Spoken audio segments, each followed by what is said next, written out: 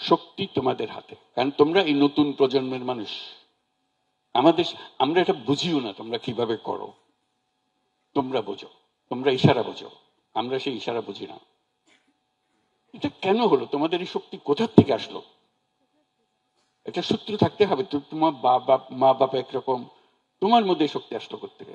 এটা সোজা জিনিস এবং বড় একটা জিনিস।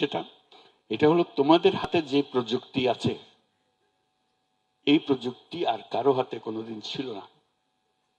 এই প্রযুক্তি তোমার যা শক্তি তাকে আরো শক্তিশালী করেছে।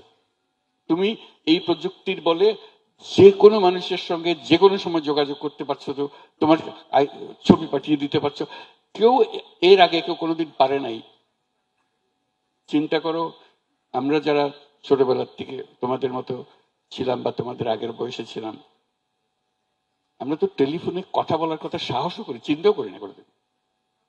আমি ছবি পাঠানোর কথা তো চিন্তাই নেই। ছবি ক্যামেরাম্যানই হলো সেও অদ্ভুত এক জিনিস ছিল, বাক্স ছিল একটা। এগুলো আমাদের জমানায়। তোমরা এগুলো আমরা বললে মনে হয় যে এটা প্রাগৈতিহাসিক যুগের মানুষ একটা এখানে বসে আছে। আমরা তো প্রাগৈতিহাসিক যুগের মানুষ। আমাদের দেখে তোমরা অনুকরণে যেও না, তাহলে আবার উল্টো দিকে চলে গেলে। তোমাদেরটা হলো সামনে, যেটা এখনো সৃষ্টি হয় নাই, তোমরা সৃষ্টি করবে সেটা। সেই সৃষ্টি করার ক্ষমতা তোমাদের।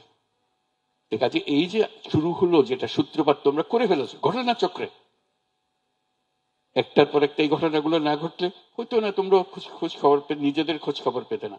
এখন যখন খোঁজ খবর পেয়ে গেছো, শক্তির সন্ধান পেয়ে গেছো, শুধু চিন্তা করো যে শক্তিটা কিসে কাজে লাগাবে যাতে সঠিক দিকে যায়। ওই ভুলটা করো না, যেটা প্রথম দিকে উদাহরণটা দিলাম, ওই ভুলটা যেন করতে না হয়। ছোট জিনিসের মধ্যে গিয়া শক্তিটা দিয়ে দিলে ওটা আসল শক্তিটা কাজে লাগাতে পারে না। তোমরা এই বাংলাদেশকে একেবারে সম্পূর্ণ নতুন এক বাংলাদেশ করতে পারো, এটা কোনো অসুবিধা নেই। শুধু পুরনোদের পাল্লায় পড়ে যেও না। মনে হবে যে এটা ছাড়া হয় না বলে আর তোমাদের কথা আমরা শুনবো না। তোমরা যদি পুরনোদের কথা শুনতে আরম্ভ করো তাহলে তোমাদের শেষ, ফিনিশ।